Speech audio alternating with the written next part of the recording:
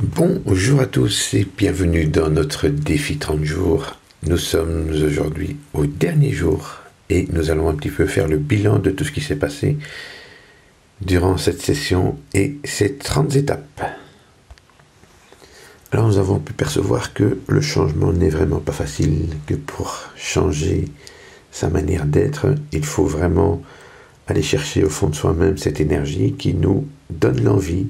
d'apporter ce changement, qui nous donne justement cette énergie de pouvoir aller plus loin, de se rendre compte que le chemin que nous avons pris est un chemin qu'on nous avait indiqué, que par nous-mêmes nous pouvons changer ses habitudes et faire en sorte de devenir la personne que nous désirons devenir. Alors pour ce faire, on a fait pas mal d'exercices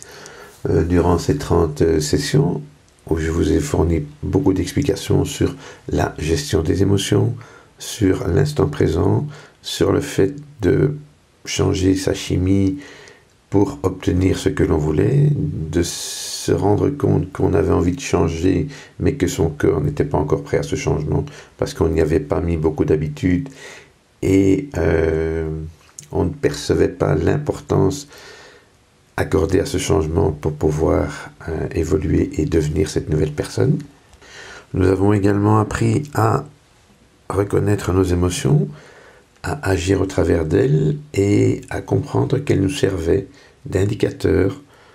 pour nous aider à changer la situation, à changer notre mindset et à faire en sorte de grandir grâce à ce signal qui faisait de nous quelqu'un de plus grand, quelqu'un qui œuvrait non pas seulement pour nous, mais également pour le monde qui nous entoure. Et donc je voudrais clôturer ce défi en vous suggérant, au travers de tous les exercices que vous avez faits, vous avez pu constater que vous le faisiez pour vous, mais pas seulement pour vous, parce que vous vous rendiez compte, en apportant ces changements, que vous pouviez évoluer, que vous pouviez grandir, et que vous pouviez aussi apporter votre contribution au monde qui vous entoure. Et j'appelle ça la mission de vie, et je trouve que c'est vraiment très très intéressant d'obtenir ce développement, parce qu'on se rend compte qu'en se développant et en faisant attention à soi, en s'apportant énormément d'amour, et bien cet amour, on a envie de le partager autour de nous, et de faire en sorte d'être utile pour tous ceux qui nous entourent. Et donc, comme petit exercice, je vous demanderai de trouver dans votre jeunesse quels étaient les manques qui vous ont apporté de la souffrance. Par exemple, le manque d'argent, le manque d'amour, le manque d'intérêt de votre famille, le manque d'intelligence qu'on vous considérait comme un idiot, le manque de santé pour ceux qui étaient souvent malades, le manque de beauté parce qu'ils se trouvaient moches, le manque de bien-être parce qu'il était souvent en souffrance et ne parvenait pas à avoir confiance en lui, le manque de sexe, le manque social, d'appartenir, de se faire des amis, peut-être un manque spirituel. Mais attention, quand on fait ce genre d'exercice, il ne faut pas se mentir à soi-même, il faut vraiment aller rechercher quels étaient nos manques. Et on a aussi, ça c'est des manques par rapport aux 8 domaines de vie, mais on peut aussi avoir d'autres manques, comme le manque de reconnaissance, ou le manque de confiance en soi, ou le manque de joie, ou le manque de foi en ce qu'on fait. Enfin, recherchez ces manques, essayez d'aller chercher très profondément en vous et de les faire ressortir. Et vous allez remarquer que, ici actuellement, vous tentez, peut-être inconsciemment, mais de combler ces manques et de faire en sorte de contribuer autour de vous à aider les autres pour qu'ils ne ressentent pas ce manque. Vous faites de ces manques de votre jeunesse une force aujourd'hui qui vous permet d'aller plus loin, d'aller plus haut, d'aller plus vite et qui vous permet de vous nourrir pour quelque chose qui vous dépasse. Et c'est ça qui est magique parce que ça prend tout à fait un autre sens, car l'expérience négative que l'on a connue, elle a créé un besoin aujourd'hui et on constate que nous nous orientons vers les autres avec ce besoin et que nous nous adressons aux autres en essayant de pallier à ce besoin et en leur apportant toutes nos connaissances de cette souffrance pour éviter qu'ils la rencontrent eux-mêmes. Alors, je vous dirais, trouvez en vous qu'est-ce qui vous fait vibrer. En quoi allez-vous contribuer aux autres sans que ça vous fournisse d'efforts, sans que ça vous demande quoi que ce soit, mais que vous y mettiez de l'énergie, vos pensées, peut-être bien votre argent et votre énergie. Qu'est-ce qui vous pousse